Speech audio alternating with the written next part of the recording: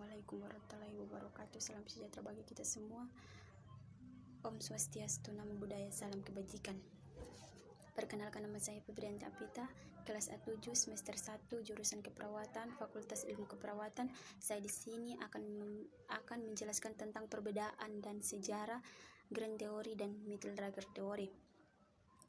Mitteldrager Theory, Grand Theory merupakan dasar lahir teori-teori lain dalam berbagai level, disebut makro dan makro karena teori-teori ini berada pada level makro.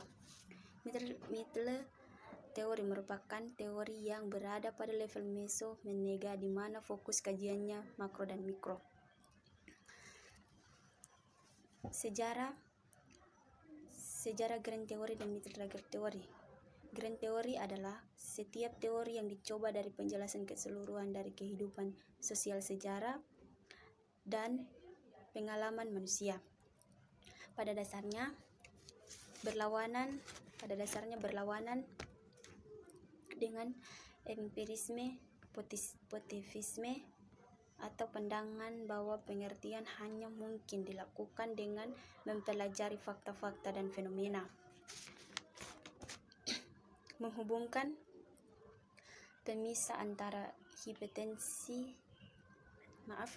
hipotensi tersebut dan teori-teori besar yang abstrak yang diciptakan Talcott Parsons. Dia mengajikan Mitteldrager Theory, berbagai teori yang berbohong di antara minor tapi diperlakukan hipotesis yang berkembang dalam keadaan yang berlimpah dalam penelitian selama berhari-hari, hingga diperlukan usaha-usaha sistematis untuk mengembangkan teori gabungan yang akan menjelaskan penelitian selama berhari-hari. Antara mengembangkan teori gabungan yang akan menjelaskan seluruh yang seragam dari perilaku sosial organisme dan perubahan sosial.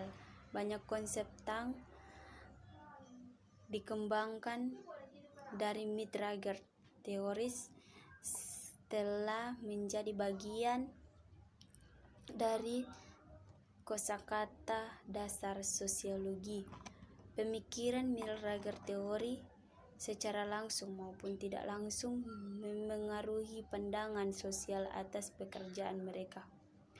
Teori ini digunakan sebagai hipotensi yang patut diuji, bukan sebagai perangkat pengatur studi hubungan internasional, objek yang ditelusuri jauh di luar bidang pengertian kelompok tradisional.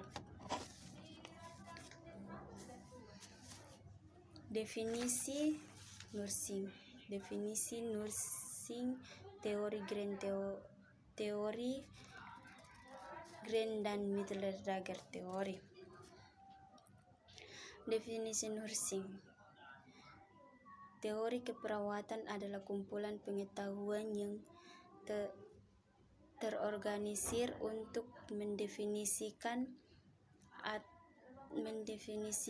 apa akan mereka lakukan.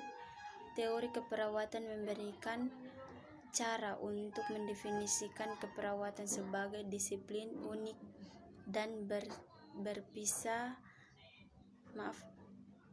unik yang terpisah dari disiplin ilmu lain, misalnya kedokteran.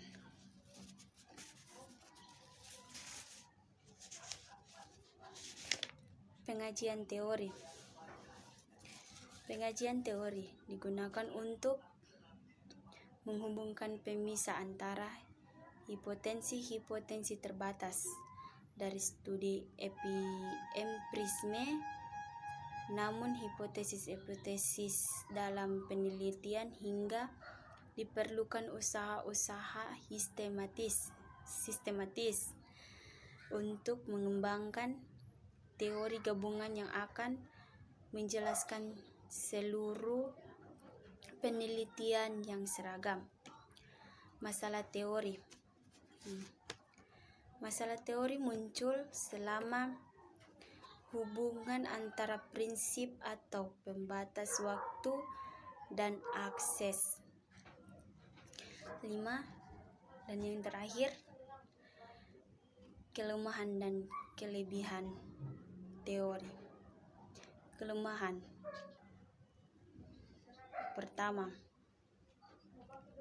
kekuasaan berada pada sejumlah orang tertentu yang mulai proses pewarisan, memiliki kemampuan pemimpin atau karena keberuntungan memiliki bakat untuk menempah posisi sebagai pemimpin, seperti istilah asal raja menjadi raja. 2. Ciri pemimpin bersifat lahiriah, tidak ada ilmu atau cara untuk menciptakan ciri pemimpinnya.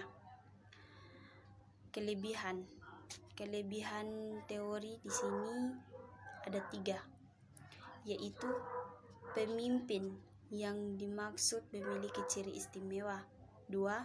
Pemimpin memiliki dampak dan pengaruh besar.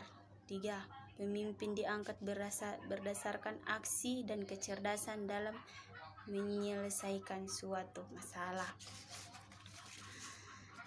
Dan sekian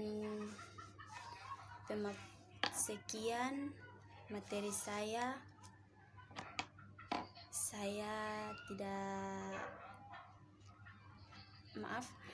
Sekian materi saya. Saya di sini mengajak saudara-saudara, teman-teman, dan juga Bapak Ibu untuk bisa bergabung di Universitas Pembangunan Indonesia Manado. Dan program studinya khusus ilmu keperawatan merupakan bidang studi yang menyiapkan kamu menjadi seorang perawat yang hebat. Jurusan ini mempelajari teori dan teknologi untuk mengembalikan dan merawat kesehatan mental dan fisik seseorang. Sekian dari saya akan pamit, dan sebelum itu salam sejahtera dari saya untuk kita semua, dan selamat siang.